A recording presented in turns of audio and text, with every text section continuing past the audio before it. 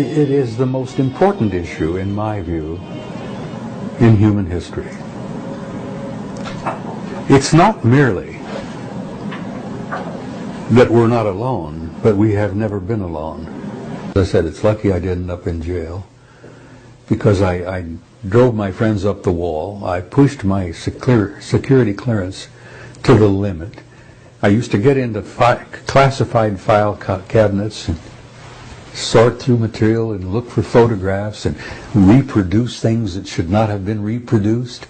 If there had been a threat from these guys, whoever these guys were, right, it would have been over a long time ago. As one of our old generals used to say, they could have cleaned our clock from the very beginning.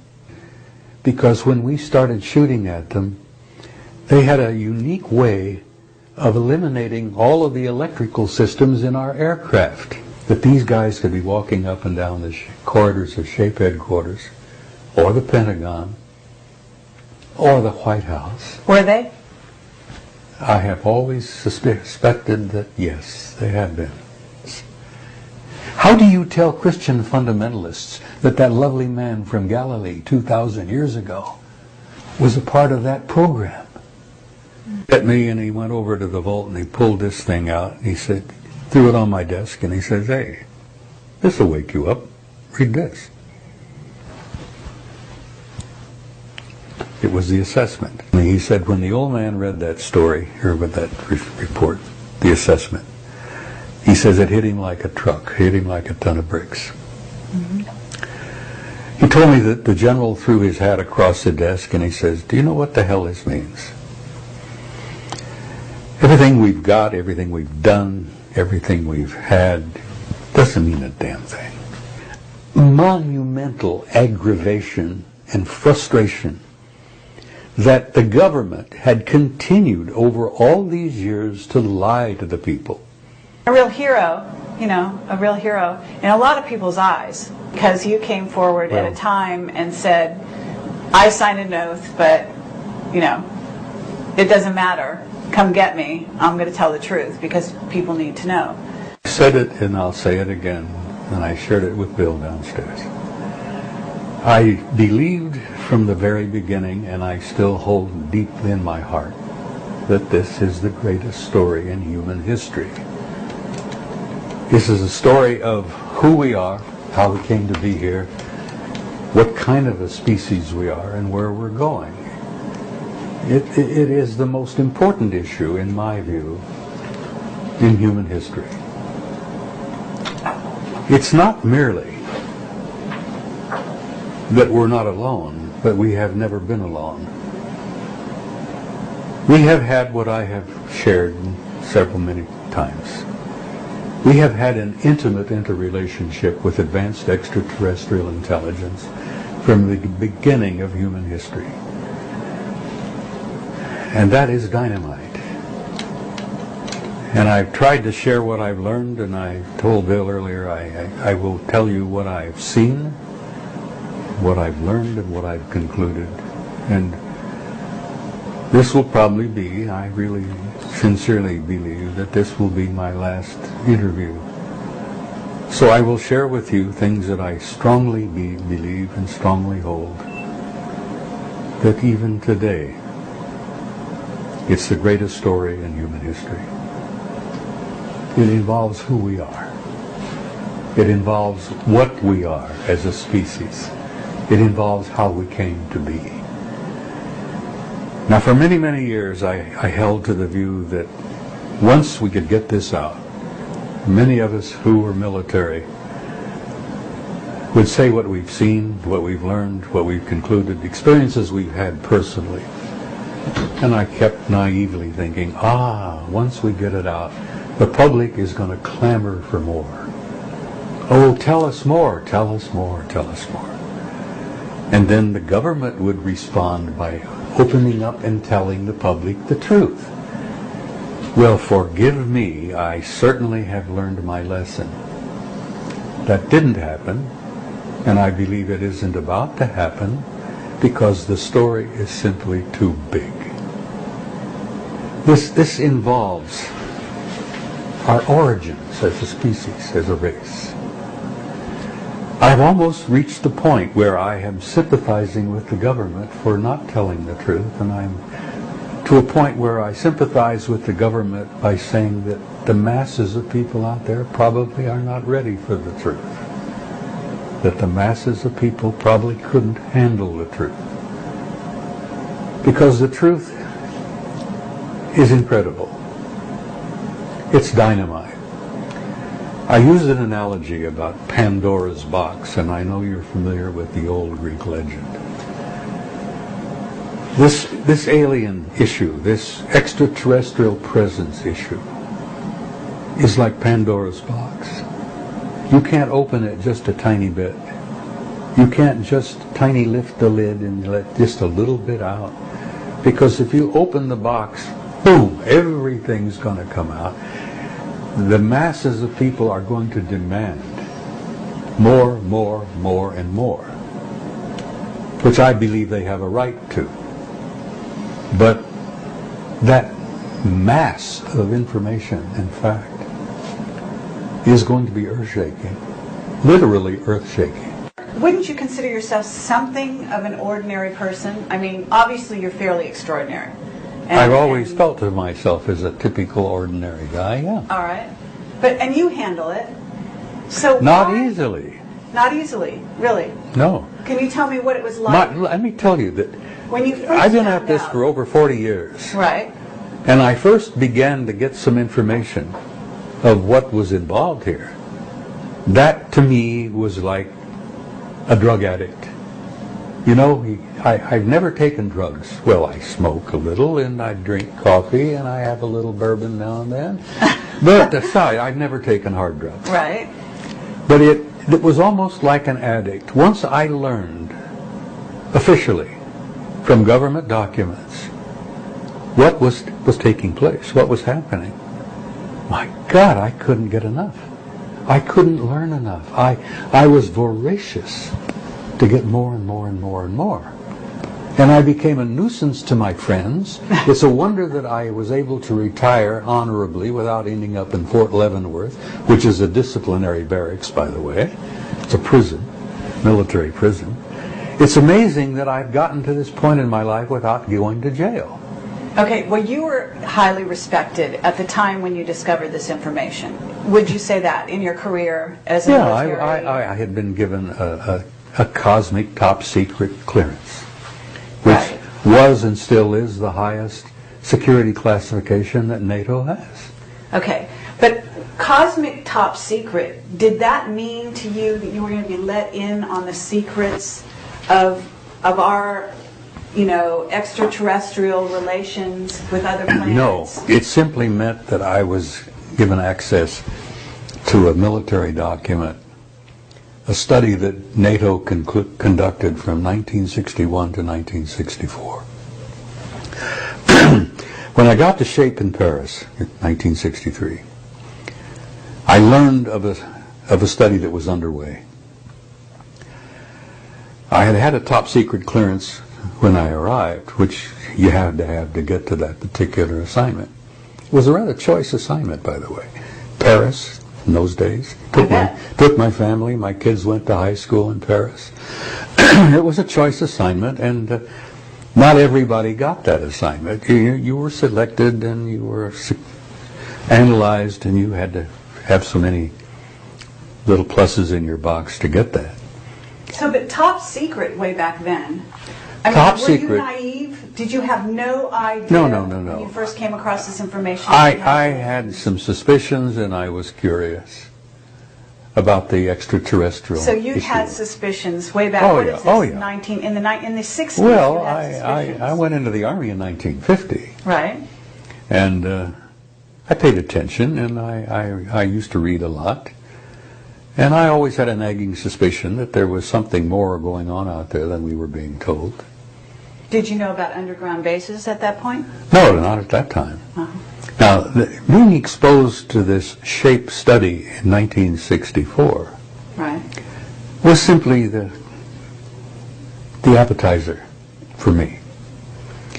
It opened my mind to the point that, oh my God, this is real. Not only did I see reports and study analyses and photographs, and there were autopsy reports I was able to study, because there had been crashes and retrievals of bodies and all the rest So of it. how many pages was the report? Oh, the study itself was about 1.5 inches thick. Oh, so it's called like a book. Yeah, well, it was supplemented and supported by about 10 inches of appendices and, what do they call them, annexes. Really? There were 10 of them.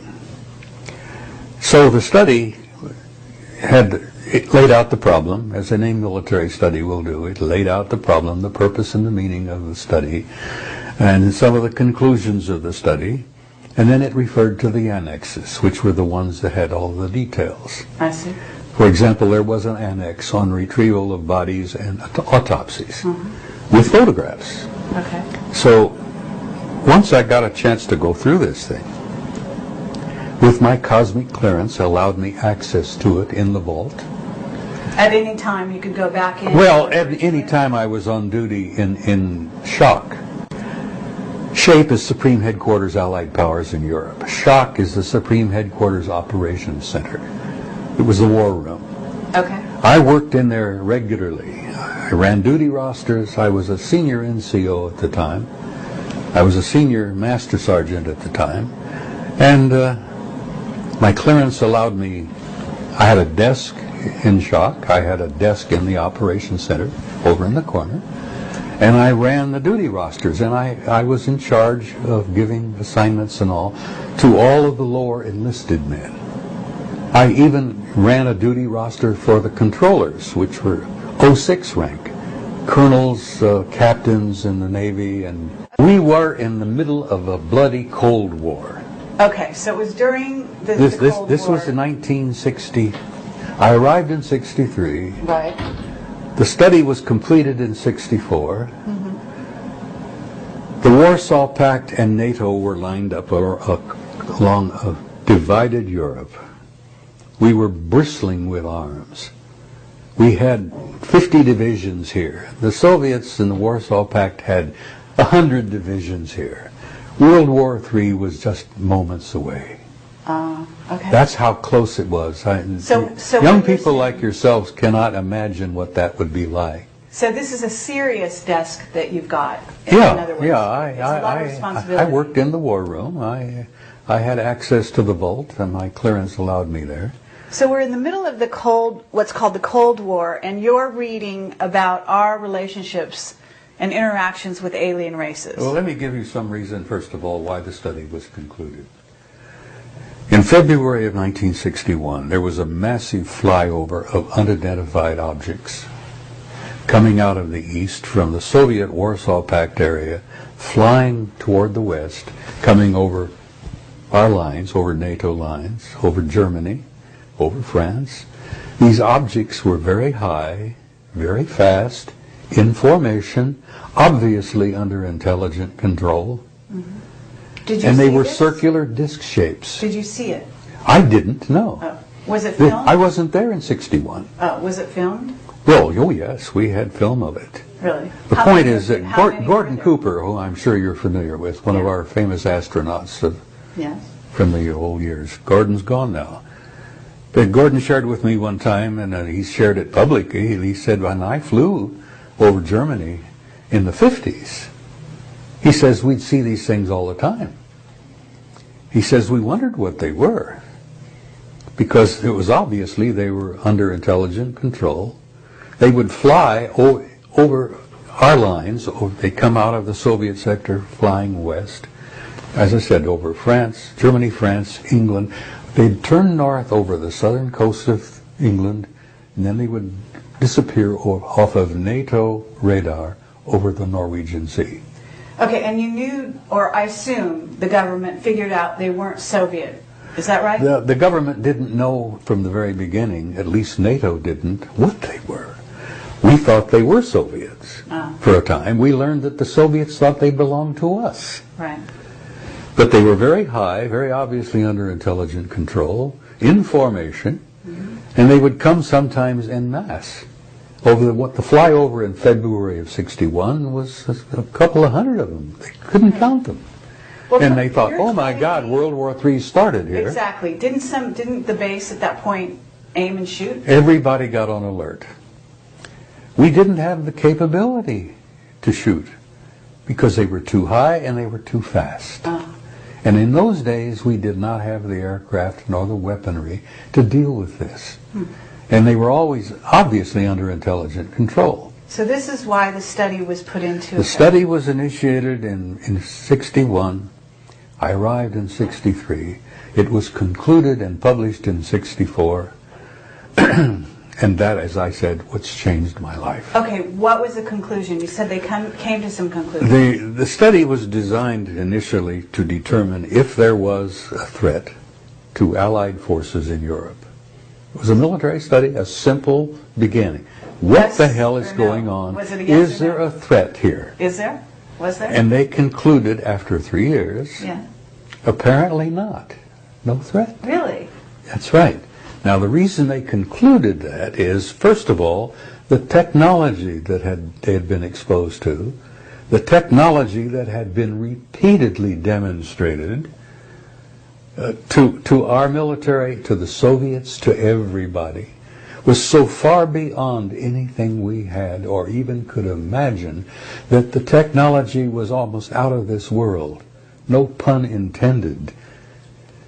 So, if there had been a threat from these guys, whoever these guys were, right, it would have been over a long time ago. As one of our old generals used to say, they could have cleaned our clock from the very beginning, because they demonstrated repeatedly technology that we couldn't even begin to touch. Okay, this is in the 60s, but didn't Eisenhower have a meeting and make a treaty with these people long before that time? Let me get back here and tell you that this study was the beginning for me. Okay. It opened the doors of my mind, so to speak. I could never leave it. I could never lay it down. I could never walk away from it after that. And I kept, over the years, learning more and studying more. And as I said, it's lucky I didn't end up in jail, because I drove my friends up the wall. I pushed my security clearance to the limit. I used to get into classified file cabinets and sort through material and look for photographs and reproduce things that should not have been reproduced. I was a damn nuisance, so I'm sure. The stuff that you... You see, I knew just this much, but I wanted to know this much. I understand. And over the years, I learned this much. Okay, but what happened to all that stuff that you photocopied or whatever? Oh my God. Is that a secret? Is that part of the reason why you haven't been... The material that I photocopied, I don't have anymore, because being somewhat intelligent, I knew that having classified material in my possession that I was not authorized to have meant jail. And as I said, jokingly said, going to Fort Leavenworth for 30 years. So I destroyed it, but I put it here. Right. And I remembered, and I memorized, and I kept notes for years and years. I had a whole series of notes. Well, okay, to get back to my question, though, Eisenhower had a meeting, theoretically, with aliens. Truman had given a shoot-down order years before you ever read the study. Eisenhower never gave that order. That was given by an Air Force general. I can't remember the year, but I believe it was in the early 60s. That an Air Force general gave an order to shoot them down.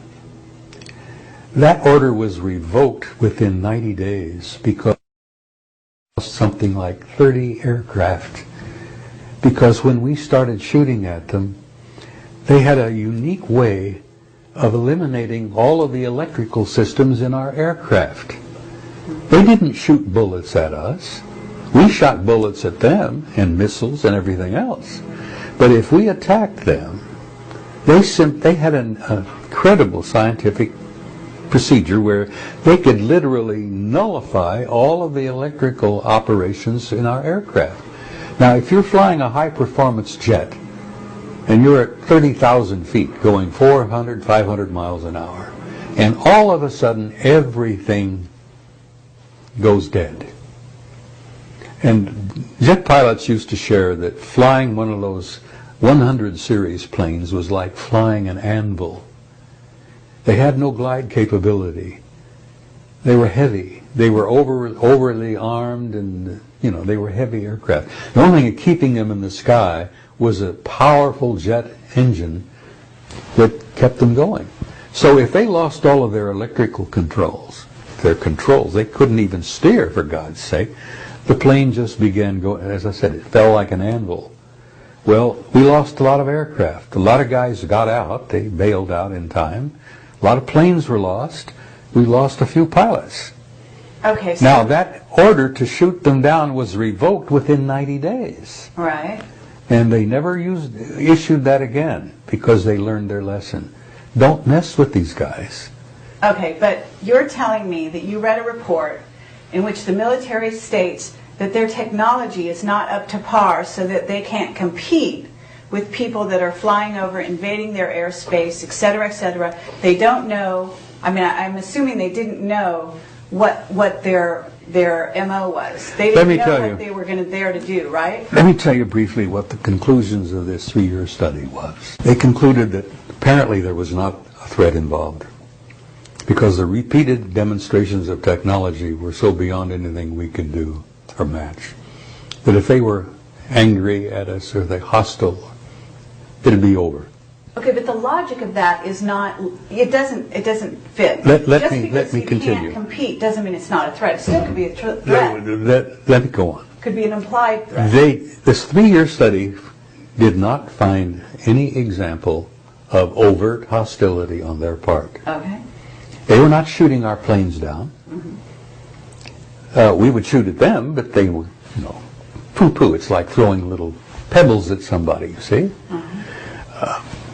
They concluded after the 3-year study that we were dealing not with one group, we were dealing with at least 4 separate groups.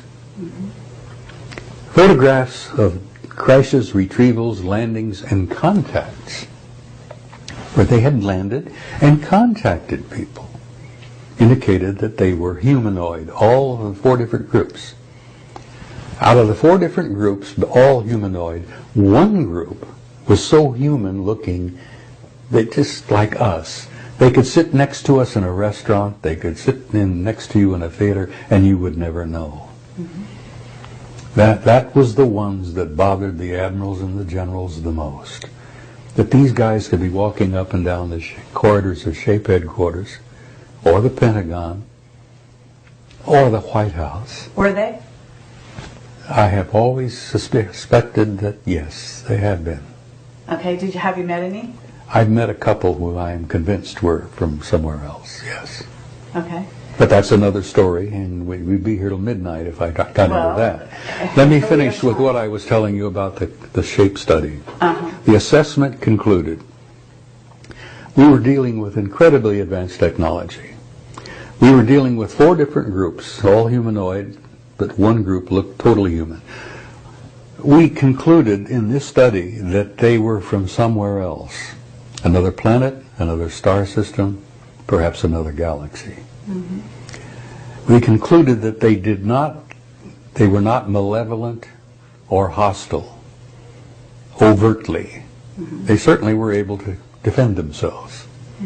But they did not have an agenda, an aggressive agenda that was hostile, because they had not smashed and torn and broken and destroyed our military. And this is prior to the abduction scenario that has since come to the fore. Oh yeah, this was an initial study in '64, based on 3 years of research by the military. Now, who did the study? The military. But who in the military? I'm assuming you weren't part of this. No, I wasn't. I was working in the war room at Shock. I mean, was it the study was underway. Germans? Was it The study was underway when I arrived. Mm-hmm. It was made up of NATO members. Okay. There were Germans involved. There were French involved. There were Italians involved. Scientists? Americans. They went to some universities and got some of the top people. They got historians, Oxford, Cambridge. They got physicists from several of the top universities in Europe.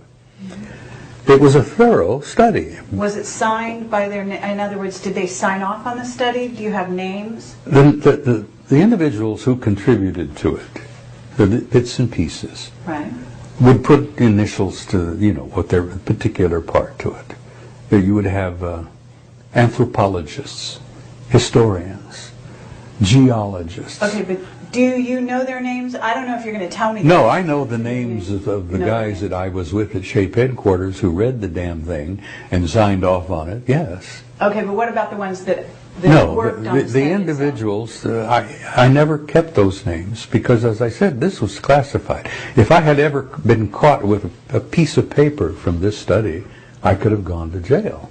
But someone you were working with gave you this to read. No, I'll tell you how that happened. One morning, 1 or 2 in the morning, we were on these long shifts. I'm bored to death. The coffee was so black you couldn't drink it. The phones are not ringing. The telegraphs were not going off. It was boring as hell. It happens a lot. The old story is military life is 99% boredom and 1% total disaster, total terror. But we were going through the 99% boredom, And I'm sitting there nodding off and read old newspapers, magazines, and all. The controller on duty at the time was an Air Force bird colonel, what we called an 06. All controllers were 6 level. And I ran their duty roster. He looked at me and he went over to the vault and he pulled this thing out and he said, threw it on my desk and he says, "Hey, this will wake you up. Read this."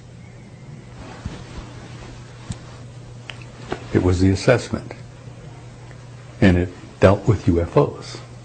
Okay. And it concluded that there were extraterrestrials coming here, had been coming a very long time, sometimes estimates of 1,000 years, 2,000 years. Historical records in the assessment itself indicated that the Romans had been paying attention to them 2,000 years ago. So I'm going through this thing, and history was one of my majors when I was in college. Good God, this is dynamite. The more I read, the more I wanted to read, and I went through the whole damn thing.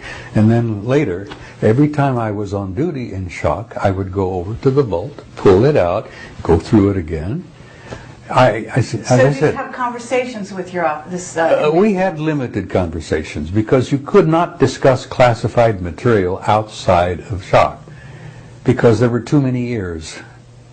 Sure. We were having a problem in those days, and let me give you another little side bit here of history.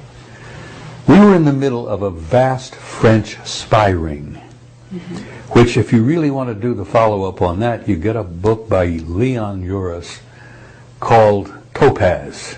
Oh, cool. Yeah. It was made into a movie. That's right. Uris laid it out. A French spy ring was going on in Paris. I was there at the time, and we'd find